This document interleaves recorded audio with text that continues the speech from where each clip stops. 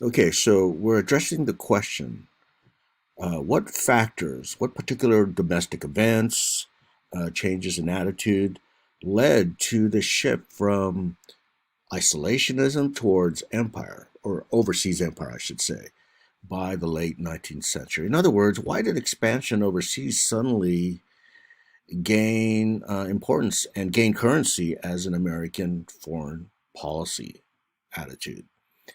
Okay, let's address the economic dimensions behind this first. As we now know, the United States is immersed in its industrial revolution at this time. This is known as the Gilded Age.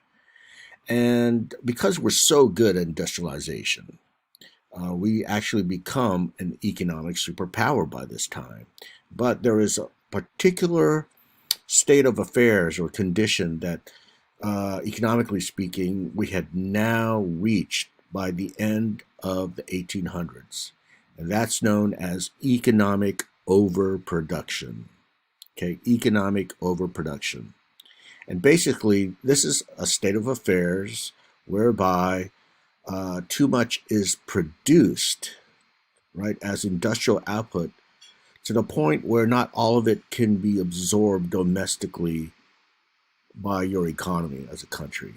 Okay, so you're making too much, and it can't be consumed. In other words, in terms of supply and demand, there's too much supply because you're good at industrialization, right, and not enough demand.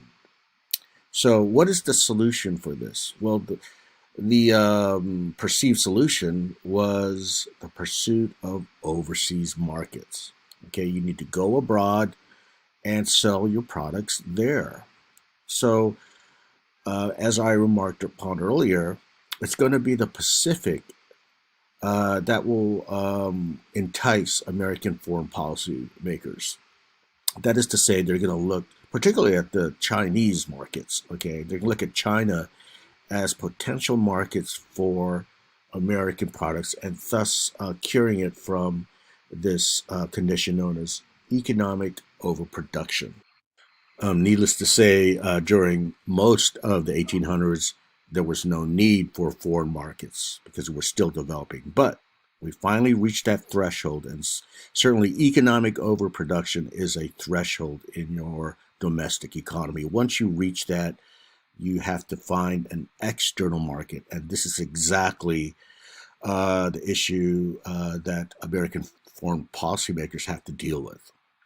Now, another reason has to do less with economics and more with politics and prestige. That is to say, American um, foreign policy elite wanted to be in league with the other great powers of the world at this time. This is similar to Japan, right? As I mentioned, after the Meiji Restoration, they wanted to be recognized as this great empire. So too with the United States. And to be frank, back then, in the 19th century, spilling over to the 20th century, your status, your stature was largely determined, not entirely determined, but largely determined by the extent of your possessions abroad. In other words, the size of your empire.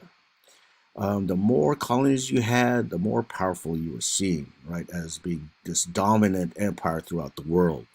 So the United States felt that it had to compete on the world stage, and therefore, they had to go overseas and gain some colonies. Now, later on, we'll discuss how qualitatively American empire is a bit different from earlier versions of European empire, where they had to go and carve up all of Africa and the Middle East and so on and so forth. It's going to be a little different, whereby we control the economies of other countries rather than you know um, plant the American flag and encourage Americans to go abroad and settle these new colonies. So as you can imagine, we don't really engage in that kind of imperialism and colonialism. But for now, just recognize the fact that we wanted to gain colonies because that, again, elevates your stature for the world. Still, another reason that contributes to the shift towards overseas empire is the fact that the United States was embroiled in so much domestic turmoil at this time.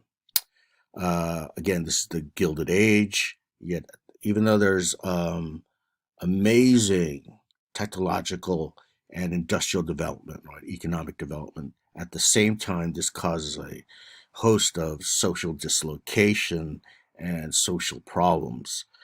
For example, you had the populist movement, which was this agrarian revolt against big business and agribusiness. You had the constant class warfare between workers and the industrialist class, right?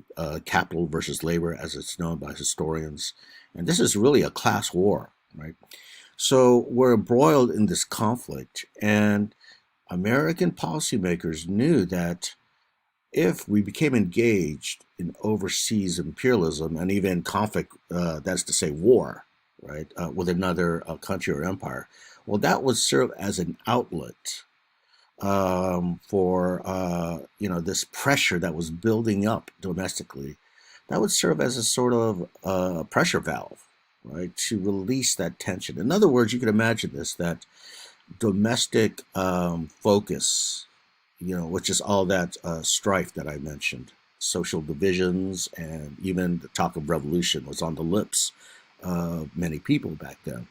What's going to happen is there's going to be a refocus from that or away from that towards more nationalism, right, and patriotism. So, indeed, that's going to happen once we enter the Spanish American War. You're going to see people, quote, rally around the flag. You'll see these social divisions, at least temporarily, being dropped because, well, we're now at war.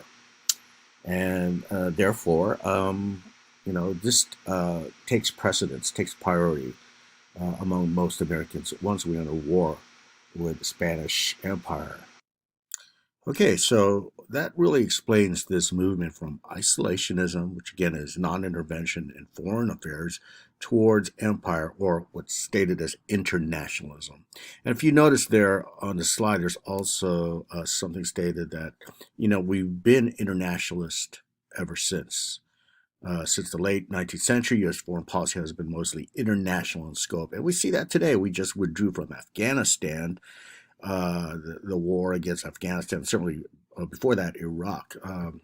This has been really our preoccupation in more current events, the Middle East rather than the Pacific. We're going to see another shift by the end of the 20th